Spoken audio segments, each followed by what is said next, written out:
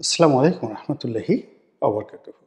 সম্মানিত দর্শক, অলৌকিকভাবে ডক্টর মোহাম্মদ ইউনূস বাংলাদেশের রাষ্ট্র ক্ষমতায়। বহু বাধা, বহু বিঘ্ন, তারপরে তিনি টিকে আছেন, সেটিও অনেকটা অলৌকিকভাবে।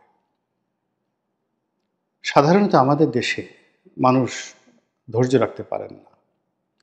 গত ১০ মাসে মানুষের ধৈর্যচ্যুতির হাজারো ঘটনা ঘটার পরেও কেন যেন ডক্টর মোহাম্মদ ইউনূস টিকে আছেন। এটি একটি মিরাকল। আমাদের জাতীয় জীবনে ২-৩ মাস আমরা স্থির থাকতে পারি না। আমাদের দেশে অনেক জনপ্রিয় ব্যক্তি রাজনীতিতে এসেছেন, অনেক যোগ্য ব্যক্তি এসেছেন, অনেক জ্ঞানী ব্যক্তি এসেছেন, কিন্তু তারা শেষ পর্যন্ত টিকতে পারেননি। তো ১০ মাস পর্যন্ত ডক্টর মোহাম্মদ ইউনূস ক্ষমতায় শুধু টিকে আছেন না, তিনি একই সঙ্গে ক্ষমতার যে ছড়ি এমনভাবে ঘোরাচ্ছেন যে তার সঙ্গে যারাই লাগতে আসছে তিনি তাদের সবাইকে নাস্তানাবুদ করে ছাড়ছেন। তিনি গত ১০ মাসে অনেকের সাথে বন্ধুত্ব করেছেন, অনেকের সঙ্গে শত্রুতা করেছেন। এবং সবচেয়ে অবাক করা বিষয়টা হলো যে তিনি তার যে লক্ষ্যবস্তু, সেই লক্ষ্যবস্তু থেকে এক সুতো সরেননি। এখন সেটা তার জন্য ভালো হতে পারে, মন্দ হতে পারে, কিন্তু তার এই দৃঢ়তাকে অনেকেই শ্রদ্ধা করছেন, অনেকেই পছন্দ করছেন। তিনি যাদেরকে বন্ধু হিসেবে নিয়েছেন, আপনজন হিসেবে নিয়েছেন সেই প্রথম থেকে, এবং তিনি তাদেরকে ওন করছেন এবং তার জীবনের সঙ্গে তার বন্ধুদের জীবনকে তিনি একেবারে জড়িয়ে ফেলেছেন। আর প্রথম দিন থেকে তিনি যাদেরকে অপছন্দ করেছেন, তাদের অনেকের সঙ্গে তার বন্ধুত্ব ছিল, কিন্তু তিনি অপছন্দ করতেন। গত ১০ মাসে এরকম অপছন্দের একজন মানুষকেও তিনি একটু সামান্যতম স্থান দেননি তার আশেপাশে বসার জন্য। অনেককে বরং একটু ডেকে এনে, একটু ঢিল দিয়ে, তারপরে শেষে আবার ছেড়ে দিয়ে তাদেরকে এমন একটা অবস্থায় ফেলে দিয়েছেন যে এই সমস্ত লোক না পারছে গিলতে, না পারছে খেলতে, না পারছে বলতে। একেবারে রীতিমতো বেইজ্জতি হওয়ার মতো অবস্থা। তার ব্যক্তিগত জীবনে কয়েক ধরনের বন্ধু-বান্ধব ছিল। সেই বন্ধু-বান্ধব একেবারে সেই তারেক চয়নের মতো একেবারে তরুণ সাংবাদিক, যার বয়স হয়তো ৩০-৩২ বছর। তো সেখান থেকে শুরু করে অধ্যাপক রেহমান সোবহানের মতো বয়স্ক মানুষও তার বন্ধু তালিকায় ছিল। তো এই বন্ধুদের মধ্যে যারা একটু বেশি বোঝেন, কথা বলেন, যারা একটু সাজেশন দেওয়ার চেষ্টা করেন, এই সমস্ত লোককে তিনি আসলে ব্যক্তিগতভাবে পছন্দ করেন না। এবং গত কয়েক মাসে দেখবেন যে তিনি এই তার বন্ধুদের মধ্যে অনেককে তিনি কাছে নিয়েছেন, তারপরে সুন্দরভাবে কাদা মাখিয়ে দিয়ে তাদেরকে গুড বাই জানিয়েছেন। সেই লোকগুলো এখন ডক্টর মোহাম্মদ ইউনূসের বিপক্ষেও বলতে পারেন না, জাতির পক্ষেও বলতে পারেন না, পক্ষেও বলতে পারেন না। তারা সবাই তার যার যার যে ইমেজ ছিল দীর্ঘদিন, সেই ইমেজটি হারিয়ে এখন তারা ইয়া ইউনূসু, ইয়া ইউনূসু করছেন। এই গেল এক। ২ নম্বর হলো যে তার বন্ধুদের মধ্যে যারা তাকে আনকন্ডিশনালি ভালোবেসেছে, আনুগত্য করেছে। যেমন ধরুন তারেক চয়নের কথা বললাম, তারপর বিবিসির আকবরের কথা বললাম, সাংবাদিক গোলাম মর্তজা আছে, সাংবাদিক, তারপর মুশফিক ফজল আনসারী আছে। তাদের সবাইকে তিনি সম্মান, পদ, মর্যাদা তিনি দিয়েছেন। আবার উপদেষ্টা মণ্ডলীতে তিনি যাদেরকে স্থান দিয়েছেন, তাদের মধ্যে আদিলুর রহমান, আসিফ নজরুল, নূরজাহান বেগম, তাদের সবার সঙ্গে তার একটা দীর্ঘদিনের সম্পর্ক ছিল। এরপরে ক্যাটাগরিলি যাদের সঙ্গে কৌশলগত তাদের সম্পর্ক ছিল, যেমন আলী রিয়া সাহেব, বদিউল আলম মজুমদার সাহেব, তো তাদের সঙ্গে তার একটা কৌশলগত বন্ধুত্ব ছিল। তিনি তাদেরকে সম্মান দিয়েছেন এবং সম্মানের জায়গায় বসিয়েছেন এবং তাদেরকে এখনও রেখে দিয়েছেন। এর বাইরে তার যে ব্যক্তিগত পছন্দ অপছন্দের যদি জায়গা ধরেন, অনেক তরুণ যেমন আশিক সাহেবকে এনেছেন বিডার চেয়ারম্যান করে, বিনিয়োগ বোর্ডের চেয়ারম্যান করে। লুৎফে কবিরকে এনেছেন, তারপরে খলিলুর রহমান সাহেবকে এনেছেন, এরপর আরও অনেককে, বেশ কয়েকজন, যেমন বিটিআরসির বা তথ্য উপদেষ্টার রূপে যিনি আছেন তিনি সহ, ভদ্রলোকের নাম আমার মনে আসছে না, এরকম অনেককে তিনি এনেছেন যাদের সঙ্গে তার ইন্টেলেকচুয়াল লেভেলে সমতা ছিল। তিনি তাদেরকে পছন্দ করতেন, এক টেবিলে বসে খেতেন, এবং তার মনে মনে একটা সিদ্ধান্ত ছিল যদি কখনো তার সুসময় হয় তিনি এই মানুষদেরকে এস্টাবলিশ করবেন, এবং সেই কাজটি তিনি করেছেন এবং করে চলেছেন। পরবর্তীতে এই জুলাই আগস্ট বিপ্লবের সময় তার সঙ্গে যাদের বন্ধুত্ব হয়েছে, সেখানে নাহিদ ইসলাম বলেন, সার্জিস বলেন, হাসনাত আবদুল্লাহ বলেন, অন্যান্য যারা, এই মাহফুজ সাহেব বলেন, কিংবা আসিফ মাহমুদ সজীব ভুঁইয়া বলেন, তাদের সবাইকে তিনি ওন করছেন এবং তাদের বিরুদ্ধে যত অভিযোগই আসুক না কেন তিনি ওইদিকে তার কানটাই দিচ্ছেন না। বড় জোর তাদের এপিএস টেপিএস তাদেরকে একটু শাস্তি দিচ্ছেন, এর বাইরে তিনি তাদের ব্যাপারে কোনো অভিযোগ শোনেনও না, তাদের ব্যাপারে কোনো কথাবার্তা বলেন না, একেবারে নির্লিপ্ত থাকেন। এবং আমাদের এই সমাজে নির্লিপ্ত থাকাটা যে কত বড় একটা গুণ, এটি ডক্টর মোহাম্মদ ইউনূস এই গত 10 মাসে প্রমাণ করেছেন, যে তিনি কেবলমাত্র নির্লিপ্ত থেকে, কথা না বলে, চুপচাপ থেকে এবং মানুষজনকে অ্যাভয়েড করে,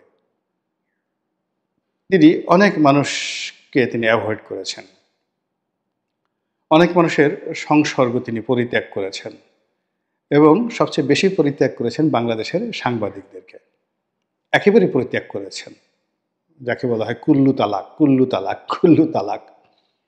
তার যত কথা আছে তিনি বিদেশিদের সঙ্গে বলেন, এবং এই কর্মকাণ্ডের ফলে তার জীবনের 90% ঝামেলা এই রাজনীতি সংক্রান্ত একেবারে মাটিতে পুঁতে গিয়েছে। এরপর তিনি খুব কৌশলে একটি গ্রুপকে কাছে ডেকে নিয়েছেন, অর্থাৎ ছাত্র জনতার পরে কৌশলে তিনি জানেন যে আমাদের দেশ ধর্মপ্রাণ মুসলিম, তো সেক্ষেত্রে যারা তৌহিদি জনতা, যারা ইসলামী রাজনীতি করেন এবং যারা বিভিন্ন সময় ঝামেলা করতে পারেন, তাদের সবাইকে তিনি বন্ধু বানিয়ে নিয়েছেন। সেটা চরমোনাই বলেন, হেফাজত বলেন, কিংবা জামায়াত ইসলামী বলেন, তাদেরকে তিনি বন্ধু বানিয়ে নিয়েছেন এবং তাদেরকে নিয়ে তার স্বপ্ন রয়েছে, তাদেরকে নিয়ে তার পরিকল্পনা রয়েছে, এবং তাদের জন্য যেখানে বিএনপির সালাউদ্দিন সাহেব যদি একান্তে তার সাথে 2 মিনিট কথা বলতে যান, তিনি হয়তো সেটা করতে রাজি হবেন না, কিন্তু জামায়াতের আমির যদি ইয়াদ করেন, ইরাদা প্রকাশ করেন, বা তিনি যদি শুধু তার পবিত্র জবান দিয়ে একটু বলেন যে আমি আমার এই দুপুরের খাবারটি ডক্টর মোহাম্মদ ইউনূস সাহেবের সঙ্গে একত্রে খেতে চাচ্ছি এবং আমার বাসাতে, ডক্টর মোহাম্মদ ইউনূস কোনো রকম প্রোটোকল ছাড়া তিনি সেখানে চলে যাবেন, একেবারে নিশ্চিত। এখন প্রশ্ন হলো যে এই যে জামাতের সঙ্গে তো ডক্টর মোহাম্মদ ইউনূসের আগে সম্পর্ক ছিল আমার জানা নেই, এখানে হলো আমার যতটুকু জামাতের সঙ্গে কানেক্টিভিটি রয়েছে, ডক্টর মোহাম্মদ ইউনূসের সঙ্গে যতটুকু কানেক্টিভিটি ছিল, ওনার এরকম ইসলামী যে কৃষ্টি কালচার, এই সম্পর্কটা আমি কখনো দেখিনি। আর জামাতও ডক্টর মোহাম্মদ ইউনূসের প্রতি সহানুভূতি জানিয়েছে, কিন্তু তার সঙ্গে বন্ধুত্ব হবে এরকম কোনো রিজন কখনোই ছিল না। বরং জামাতে যারা লোকজন ছিলেন তারা তো তার বিরুদ্ধে দ্বিধার্ছে, যাকে বলা হয় অকথ্য, অশ্লীল, অশ্রাব্য ভাষায় ওয়াজ করতেন।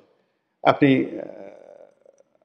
কাজী ইব্রাহিম সাহেব, তারেক মনোয়ার সাহেব, তারপরে তাদের আরেকজন লোক ইদানিং নমিনেশন দিয়েছে কুষ্টিয়া বাড়ি, যে রশ্মিকা মান্দানাকে বিশ্বের সেরা সুন্দরী বলেছেন, ভদ্রলোকের নাম আমার মনে আসছে না এই মুহূর্তে, এবং তার সঙ্গে রশ্মিকা মান্দানা মানে দক্ষিণের নায়িকা, ভারতের হলিউড প্লাস দক্ষিণের সুপারহিট নায়িকা রশ্মিকা মান্দানার তিনি খুব ভক্ত।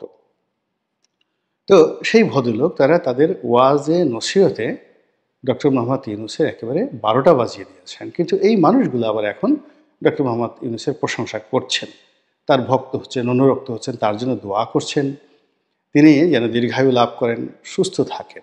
এখন প্রশ্ন হলো যে জামাত হঠাৎ করে ইউটার্ন নিয়ে কেন ডক্টর মোহাম্মদ ইউনূসের প্রতি এতটা আনুগত্য দেখাচ্ছে, এতটা লয়ালিটি দেখাচ্ছে এবং তার সঙ্গে নিজেদের ভাগ্যকে একত্র করে ফেলেছে।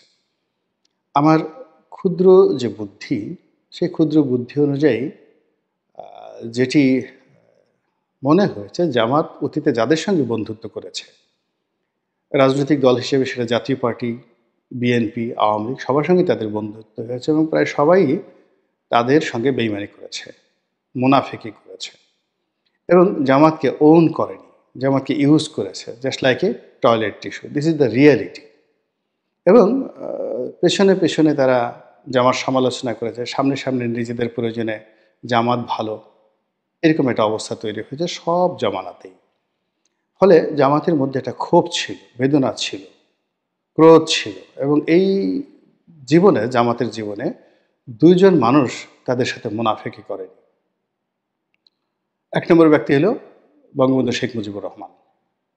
জামাতের সঙ্গে মুনাফিকি করেনি, বরং ওইরকম একটা বিরূপ পরিস্থিতিতে আজ ধরুন ডক্টর মোহাম্মদ ইউনূসের জন্য আওয়ামী লীগকে সহযোগিতা করা, আওয়ামী লীগের নেতাদেরকে সহযোগিতা করা যতটা না কঠিন, তার চেয়ে জামাতের লোকদের জন্য সাধারণ ক্ষমা ঘোষণা করা বঙ্গবন্ধুর জন্য তার চেয়ে 1,00,000 গুণ কঠিন ছিল ইন 1972। কিন্তু বঙ্গবন্ধু সেটা করেছিলেন। তো যা হোক, এবং যতটুকু একেবারে না করলেই নয়, রাজনীতির যে সেন্টিমেন্ট, যতটুকু না করলেই নয় ঠিক ততটুকু তিনি করেছিলেন, যেটা ছিল সহনীয়। ফলে আপনারা লক্ষ্য করবেন যে জামাত কিন্তু কোনো অবস্থাতেই বঙ্গবন্ধু নিয়ে একটা সিঙ্গেল অশালীন শব্দ উচ্চারণ করে না, তাদের কোনো নেতা কখনো করেননি এবং ভবিষ্যতেও করবেন না। একইভাবে আবার জামাতের অনেক নেতারা রাজনৈতিক কারণে শেখ হাসিনার বিরোধিতা করেন, তাকে নিয়ে গালাগাল করেন। আর নতুন প্রজন্মের যারা, তাদের তো আসলে রক্ত গরম, তাদের কথা আলাদা, কিন্তু সিনিয়র যারা নেতৃবৃন্দ, তারা সেই বঙ্গবন্ধুর কারণে কিন্তু শেখ হাসিনা বা শেখ পরিবার সম্পর্কে বাজে কথা বলে না। তো জামাতের প্রথম একজন রাজনীতিতে মানুষ পেয়েছিলেন যিনি তাদের সঙ্গে মুনাফিকি করেননি এবং সহযোগিতা করার চেষ্টা করেছেন, সেটি হলো বঙ্গবন্ধু শেখ মুজিবুর রহমান। দ্বিতীয় যে মানুষটিকে তারা পেয়েছে সুদীর্ঘকালে, তিনি ডক্টর মোহাম্মদ ইউনূস। ডক্টর মোহাম্মদ ইউনূস সম্পর্কে গ্রামীণ ব্যাংকের লোকের অভিযোগ থাকতে পারে,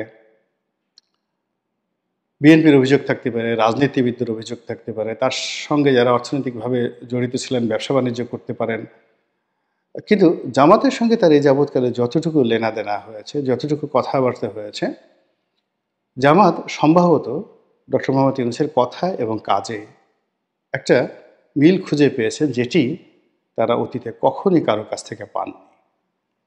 ফলে জামাত মনে করছে যে এটা তাদের জন্য একটা আশীর্বাদ, এটা তাদের জন্য একটা ব্রিদিং টাইম, এটা তাদের জন্য এমন একটা সময় যে সময়টিকে কাজে লাগানোটা তাদের জন্য ফরজে আইন। কাজেই তারা ডক্টর মোহাম্মদ ইউনূসের তকদিরের সঙ্গে নিজেদের যে তকদির, তারা একত্র করে ফেলেছেন। এটা ব্যক্তিগতভাবে আমার কাছে মনে হচ্ছে যেটা ইন্টারনালি, অর্থাৎ মানসিক এবং মস্তিষ্কর বিষয়। দ্বিতীয়ত, এই গত কয়েক মাসে জামাতের সঙ্গে বিএনপির যথেষ্ট শত্রুতা তৈরি হয়েছে। এই শত্রুতাটা শুরু হয়েছিল 2015-16 সাল থেকেই বিএনপির সঙ্গে। এর কারণ হলো বিএনপি জামাতকে অতি মূল্যায়ন করেছিল। তারা মনে করেছিল যে জামাতের অনেক টাকা আছে, অনেক ক্ষমতা আছে, ফলে 2015 সনের দিকে যে জ্বালাও পোড়াও আন্দোলন হলো, পুরো জিনিসটাই জামাত করেছে। তো এই জ্বালাও পোড়াও আন্দোলনের দায় দায়িত্বটা পুরোটাই বিএনপির উপরে এসেছে এবং সেই আন্দোলনে বিএনপি সফল হতে পারেনি। তখন থেকে বিএনপির হাইকমান্ডে জামাতকে নিয়ে নেতিবাচক আলাপ আলোচনা হতে থাকে এবং সেই আলাপ আলোচনার মধ্যেই 2018 সনের যে নির্বাচন, জামাত এবং বিএনপি একত্র করে বটে, কিন্তু তাদের মধ্যে বন্ধন ছিল না। কিন্তু 2018 সনের নির্বাচনের পর এই যে তাদের মধ্যে যে দূরত্ব, এটি রীতিমতো শত্রুতায় পরিণত হতে থাকে। আর আগস্ট মাসের এই 5 তারিখের জুলাই আগস্ট বিপ্লবের এই শুভক্ষণে তারা প্রতিদ্বন্দ্বিতা এবং শত্রুতা যোগ্যভাবে চালিয়ে এখন পর্যন্ত জামাত 10 হাতে খেলছে এবং জামাত এখন বিজয়ী। জামাত জানে যে আগামীতে যদি নির্বাচন হয় তাহলে বিএনপি ক্ষমতায় আসবে, যেভাবে নির্বাচন হোক না কেন। আর বিএনপি যদি ক্ষমতায় আসে তাহলে শেখ হাসিনার জমানে তারা যেভাবে ক্ষতিগ্রস্ত হয়েছে তার সে ১০০ গুণ বেশি ক্ষতিগ্রস্ত হবে এই গত ১০ মাসের কর্মকাণ্ডের কারণে by the supporter of BNP. Tarique Rahman সাহেব কিংবা বেগম খালেদা জিয়া, ইভেন শহীদ প্রেসিডেন্ট জিয়াউর রহমান সাহেব যদি জীবিত হয়ে আসেন, এসে তার নেতাকর্মীকে বলেন যে জামাতের সঙ্গে কোনো বিরোধ চলবে না, তবুও কাজ হবে না।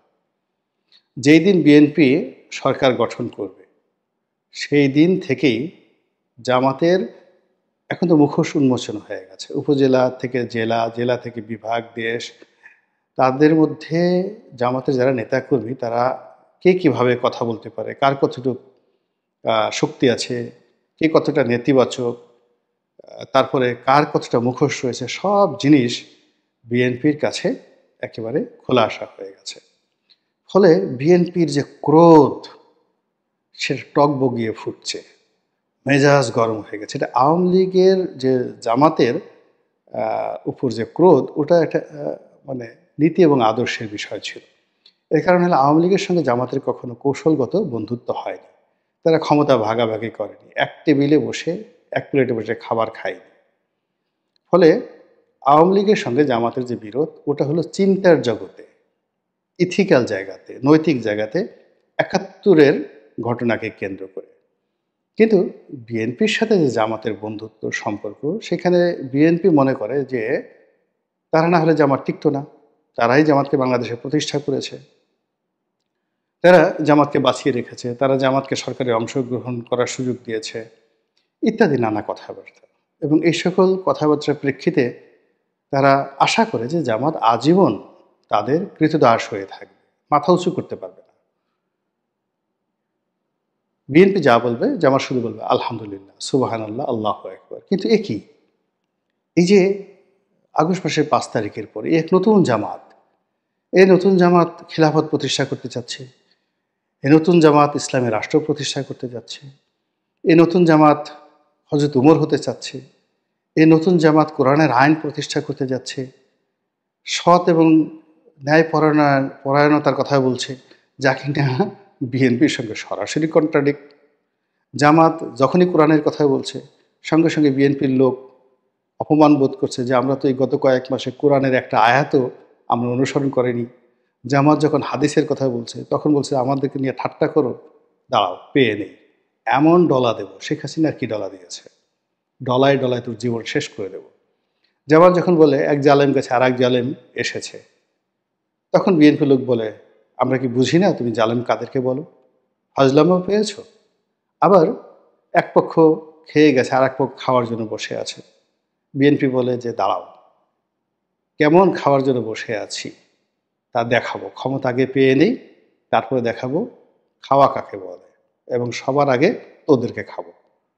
এরকম একটা মনস্তাত্ত্বিক যুদ্ধ চলছে, এবং সেই যুদ্ধকে দমায়িত করার জন্য মনের যে ক্রোধ, রাগ, ক্ষোভ, এটি টগবগিয়ে ফুটছে। এই জিনিসটি জামাত বুঝতে পারছে এবং তাদেরকে সর্বশক্তি দিয়ে, একেবারে তাদেরকে সর্বশক্তি দিয়ে ডক্টর মোহাম্মদ ইউনূসকে সাহায্য করা ছাড়া এই মুহূর্তে তাদের হাতে আর কোনো বিকল্প নেই, কোনো বিকল্প নেই, একমাত্র বিকল্প। তো যখন জীবনে একটা বিষয় অনিবার্য হয়ে পড়ে, কোনো বিকল্প থাকে না, তখন সেখানে ভালোবাসা বলেন, মমত্ব বলেন, দরদ বলেন, সেটা চরমে গিয়ে পৌঁছেছে। আর এই কারণেই ডক্টর মোহাম্মদ ইউনূসকে নিয়ে তাদের যে আধিক্ষেত্তা, তাদের যে সমর্থন, তাদেরকে যে বাড়াবাড়ি, তাদের যে কর্মসূচি এবং এনসিপিকে এস্টাবলিশ করার জন্য তাদের যে চেষ্টা, এটাই রাজনীতির সংবিধান, এটাই রাজনীতির বাস্তবতা। আর এই বাস্তবতার বাইরে যারা অন্য কিছু চিন্তা ভাবনা করেন তারা রাজনীতির জগতে শিশু, অবোধ শিশু। মহান আল্লাহ আমাদের সবাইকে হেদায়েত দান করুন এবং হেফাজত করুন। আসসালামু আলাইকুম ওয়া রাহমাতুল্লাহি ওয়া বারাকাতুহু।